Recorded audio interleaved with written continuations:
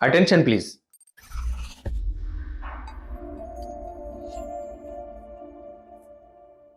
నడక ఆరోగ్యానికి మంచిదంటున్నారు వైద్య నిపుణులు, ఫిట్నెస్ ఎక్స్పర్ట్స్.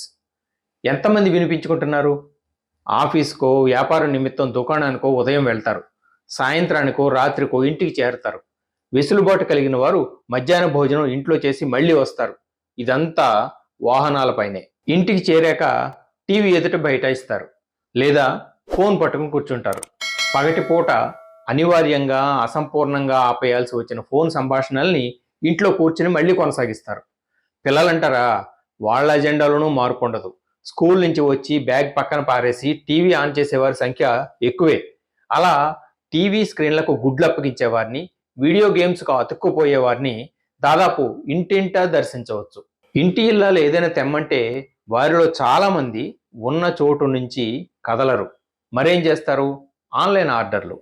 స్విగ్గీ, జొమాటోలకు పండగే పండగ. తప్పనిసరి దగ్గరలో ఏం తేవాలన్నా కూడా టూ వీలర్లు తీసేవారే ఎక్కువ. పక్క సందులోంచి పాల ప్యాకెట్టు, పెరుగు తేవాలన్నా, కూరగాయలు, కరివేపాకు, కొత్తిమీర లాంటివి తీసుకురావాలన్నా బండి తీయాల్సిందే. స్కూటరో, మోపెడో, మోటార్ సైకిలో 4-5 సార్లు తిరిగితే పెట్రోల్ ఖర్చు అవ్వకుండా ఉంటుందా? అయినా సరే మనలో చాలామందిని కాళ్లకు పని చెప్పడం లేదు. ఏం మిస్ అవుతోంది? నడక. నడక ఆరోగ్యానికి చిరునామా. శారీరక, మానసిక ఆరోగ్యానికి, ప్రశాంతమైన, చురుకైన వైవాహిక జీవితానికి నడక పెద్ద ప్లస్ పాయింట్. డాక్టర్ చెప్పారనో, మిత్రులు క్లాస్ తీసుకున్నారనో, పొట్ట చుట్టూ టైర్లు అసహ్యంగా కనిపిస్తున్నాయనో కొంతమంది నడక ప్రారంభిస్తుండడం చూస్తున్నాం. ఆ ప్రయత్నంలో గట్టి పట్టుదల లేక 4-5 రోజులకే బద్ధకంతో వాయిదాలు వేయడం మొదలై నడక కార్యక్రమం కాస్త ఆటకెక్కుతోంది. అటువంటి ఆరంభ సూరత్వం వృధా. రెగ్యులర్గా నడక అలవాటు చేసుకునే క్రమంలో రోజు కనీసం 20 నిమిషాల పాటు వేగంగా నడవడం మంచిది. కనీసం 20 నుంచి 25 నిమిషాల సేపు బ్రిస్క్ వాక్ చేస్తే 2000 నుంచి 2500 వరకు అడుగులు వేసినట్లు అవుతుంది. అందుకు శుభారంభంగా, యాజ్ ఏ గుడ్ బిగినింగ్, తక్కువ దూరాలకు వెళ్లాల్సి వచ్చినప్పుడు వాహనాల వాడకం తగ్గించడం ఉత్తమం. నడిచి వెళ్ళి చిన్న చిన్న పనులు చక్కబెట్టుకోవడం అలవాటైతే అది ఎంత పెద్ద ప్రయోజనకారి అవుతుందో తెలుసా? పెట్రోల్ ఖర్చు తగ్గుతుంది. వ్యక్తిగతంగా 100లో అయితే వ్యవస్థాగతంగా కోట్ల రూపాయల్లో. భారతదేశ ఇంధన అవసరాల్లో 87% దాకా విదేశీ దిగుమతులపైనే ఆధారపడుతున్నాం. అంతకు ముందు ఏడాదితో పోలిస్తే 2021-22లో భారత ముడి చమురు బిల్లు రెండింతలై $119.2 బిలియన్ ఎగబాకింది. అది మన కరెన్సీలో 10 లక్షల కోట్ల రూపాయలకు పైమాటే. కొన్ని దేశాల మధ్య ఘర్షణాత్మక యుద్ధ వాతావరణం వల్ల, వాడకంలో పెరుగుదల వల్ల చమురు దిగుమతుల బిల్లు తడిసి మోపిడవుతున్నట్లు Iqra, ICRA, investment information and credit rating agency వంటి సంస్థల విశ్లేషణలు స్పష్టీకరిస్తున్నాయి.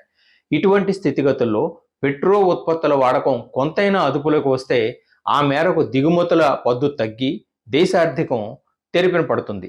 అంతకన్నా పెద్ద ప్రయోజనం పర్యావరణానికి. ఇంధన వాడకం తగ్గితే గ్రీన్ హౌస్ గ్యాస్ ఎమిషన్స్ అంటే వాయు ఉద్గారాలు తగ్గుతాయి. వాయు నాణ్యత పెరుగుతుంది. వాతావరణంలో విపత్కర మార్పుల ఉరవడి తగ్గుతుంది.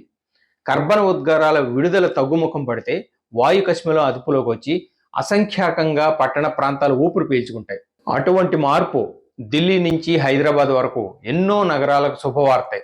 ఎక్కడో స్విచ్ చేస్తే మరెక్కడో లైట్ వెలిగినట్లు నడకపై మనమందరం శ్రద్ధ పెట్టి తక్కువ దూరాలకు వాహనాల వాడకం మానేస్తే ఇంధన వినియోగం తగ్గి పర్యావరణం మెరుగుపడుతుందన్నమాట. ఇంతకన్నా పెద్ద ప్రయోజనం వ్యక్తిగత ఆరోగ్యంలో మెరుగుదల. తగినంత శారీరక శ్రమ లేక ఎందరినో స్థూలకాయం, ఇతరత్ర అనారోగ్య సమస్యలు చుట్టుముడుతున్న స్థితిలో నడక ద్వారా సంక్రమించే ఫిట్నెస్ అక్షరాల బోనస్. బడిఈడు పిల్లల్లో అత్యధికులకు స్కూల్లో ఆట స్థలం కరవై కనీస శరీర శ్రమకు నోచుకోలేకపోతున్నారు. న్యూక్లియర్ కుటుంబాల జీవన శైలి, ఆహారపు అలవాట్లలో విపరీత మార్పుల మూలాన సంప్రదాయ వంటకాలు నిరాదరణకు గురవుతున్నాయి. పెద్ద ఎత్తున కొలెస్ట్రాల్, చక్కెర నిల్వల్ని పేర్చేసే పిజ్జాలు, బర్గర్లు తీవ్ర సమస్యలు కొని తెచ్చే జంక్ ఫుడ్ వెనక పిల్లలు, యువతలో ఎక్కువ మంది బారులు తీరుతున్నారు. ఒబెసిటీ కేసులు పెరుగుతున్న నేపథ్యంలో పిల్లలు, పెద్దలు అందరూ వీలైనంత దూరం నడవడం శ్రేష్టం.